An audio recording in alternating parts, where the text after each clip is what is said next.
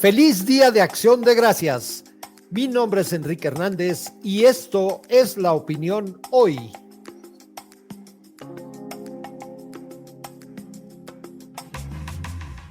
Rafael Cores, nuestro productor ejecutivo de La Opinión Hoy, ya se encuentra en Doha y nos va a platicar un poco sobre la experiencia. Rafael, ¿cómo estás? Muy bien, qué bueno saludarte, Enrique, desde acá, desde Doha, desde Oriente Medio. Oye, Rafa, cuéntanos un poquito sobre tus primeras impresiones. Entiendo que prácticamente estás llegando, ya asististe a un partido, pero a ver, cuéntanos un poco Llevo más. menos de 24 horas en el país.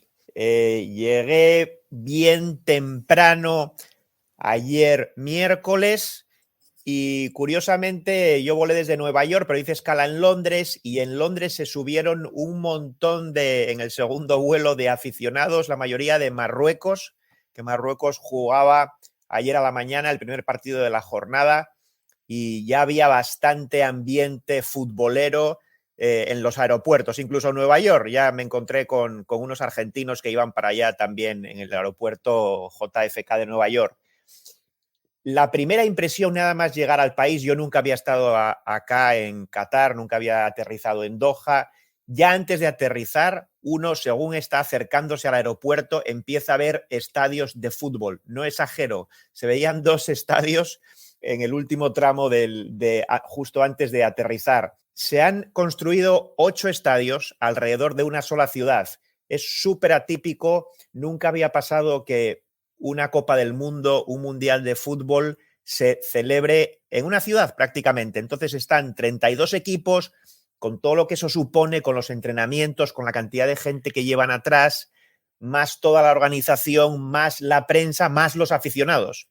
Y todos peleando por un hueco acá. Pese a ello, te diría, asistí al primer partido de España y me encontré que no había tanta gente. El estadio Altumama, donde jugaron España y Costa Rica, 7-0, como todo el mundo sabrá. La verdad que los españoles destrozaron a los pobres ticos. Se veían bastantes zonas medio vacías. Yo creo que había algo más de media entrada, pero la verdad que para un mundial y siendo España una de las selecciones, no quizá de las favoritas, pero de ese segundo grupo, pues no mucha gente. Muy interesante, había muchos aficionados de México. En medio del partido de España se ponían a animar a México y a cantarle al Chucky Lozano y bueno, eso tuvo su gracia. Otra cosa que me impactó mucho nada más llegar, lo moderna que es la ciudad, ¿verdad? Aparte de ver esos estadios súper modernos y la verdad que bonitos a priori desde fuera y en el que estuve a entrar por dentro también, se ven muchas construcciones modernas, hay una zona en el centro con rascacielos, con unas torres casi que futuristas, diría, y uno no puede dejar de pensar en uno de los problemas y las polémicas más grandes con las que lleva lidiando Qatar desde que fue elegida como sede del Mundial hace más de 10 años, que es la situación de la gente que ha construido todas esas edificios y todos esos estadios, el número de muertos que se sabe que ha habido por las malas condiciones que estos inmigrantes que están acá, que es la mano de obra barata, viene sobre todo de países de Asia. Nos contaban hoy por la mañana que hay una comunidad filipina muy grande, también hay bastante gente de China, bastante gente de India, Bangladesh y todo el sudeste asiático, y que viven en unas condiciones muy precarias y muy diferente a la realidad de lujo y de un poder económico muy fuerte que tienen la gente local, los catarís. Pero para el inmigrante de fuera, además, es imposible convertirse en residente. Vienen con lo que llaman un sponsor, trabajan a destajo para ese sponsor, ya sea en la construcción o ya sea en los hoteles, en áreas de servicios. Y una de las cosas que nos contaban es que les quitan el pasaporte para tenerlos controlados nada más llegar y que no puedan escapar. Así que son unas condiciones pues que obviamente no nos extraña que haya tanta queja sobre la situación de los derechos humanos en este país, y cuando uno ve esas construcciones no puede dejar de pensar en eso. Definitivamente es imposible, virtualmente imposible mantenerse indiferente ante todo el discurso que ha habido alrededor desde el otorgamiento de la sede a todas las condiciones que han rodeado la organización de este mundial. Regresando un poco al asunto de los aficionados y vinculándolo con el asunto de las protestas, Rafa, desde el punto de vista del aficionado, ¿cómo está el asunto del control? Realmente uno desde afuera piensa que prácticamente respirar fuerte es casi imposible, pero ¿cómo ha sido esta relación con las autoridades cataríes en la ciudad? Fíjate que yo tuve que hacer bastantes papeleos para conseguir lo que se llama la haya, que es como el visado de entrada para poder pasar al país. Y una de las cosas que te decían es, tienes que tener ya reservado de antemano el hotel o la localidad donde te vas a quedar, porque si no, no te dejan entrar. Y efectivamente hubo que mandar esa información antes. Y luego uno como que iba un poco asustado. Yo pensaba, bueno, vamos a llegar a inmigración allá en el aeropuerto y nos van a hacer 1000 preguntas y va a venir un oficial y nos va a tener ahí media hora, como pasa a veces en Estados Unidos, la verdad. Pues resulta que nada de eso.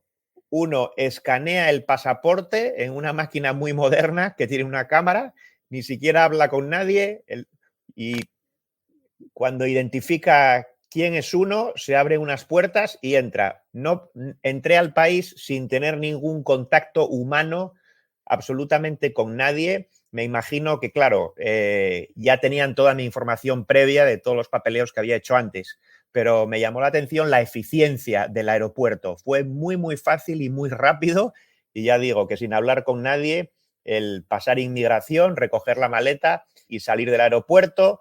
Ahí me agarré un Uber, así que también, como en Estados Unidos, Uber funciona ya y ya me fui para el hotel. No he visto todavía lo suficiente como para decir cuál es la situación por las calles, ¿verdad? Pero hablaba con una persona local occidental, pero que lleva años viviendo aquí con su familia y me decía, ustedes van a ver una Doha y un Qatar diferente al real.